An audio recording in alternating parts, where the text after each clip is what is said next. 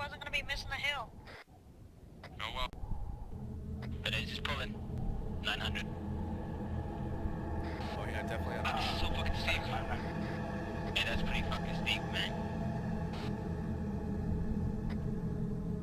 This is Bishop.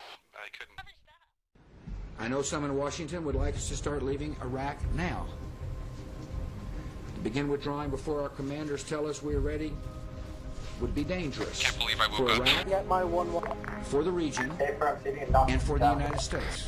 It would mean surrendering the future of Iraq to Al-Qaeda. It'd mean that we'd be risking mass killings on a horrific scale. It would mean we allow the terrorists to establish a safe haven in Iraq to replace the one they lost in Afghanistan. It would mean increasing the probability that American troops would have to return at some later date to confront an enemy that is even more dangerous. Those who would trade our freedom for the soup kitchen of the welfare state have told us they have a utopian solution of peace without victory. They call their policy accommodation. And they say if we'll only avoid any direct confrontation with the enemy, he'll forget his evil ways and learn to love us. All who oppose them are indicted as warmongers. They say we offer simple answers to complex problems, but perhaps there is a simple answer. Not an easy answer, but simple. If you and I have the courage to tell our elected officials that we want our national policy based on what we know in our hearts is morally right. Alexander Hamilton said a nation Targets, which can prefer RPGs, too, stuff like that. is prepared for a master and deserves one. I do not believe in a fate that will fall on us no matter what we do. I do believe in a fate that will fall on us if we do nothing. You sure? As for the enemies of freedom, those who are potential adversaries, Covering fire. they will be reminded that peace is the highest aspiration of the American people. We will negotiate for it, sacrifice for it.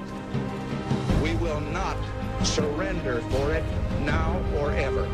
Above all, we must realize that no arsenal or no weapon in the arsenals of the world is so formidable as the will and moral courage of free men and women. It is a weapon our adversaries in today's world do not have. It is a weapon that we as Americans do have. Let that be understood by those who practice terrorism and prey upon their neighbors. America must win this war.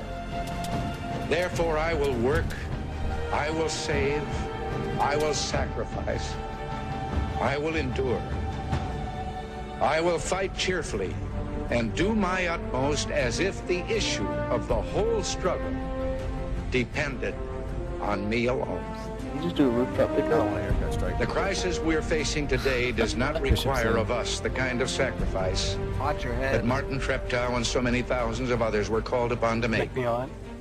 It does require, however, our best effort and our willingness to believe in ourselves and to believe in our capacity to perform great deeds, to believe that together, with God's help, we can and will resolve the problems which now confront us. And after all, why shouldn't we believe that? We are Americans.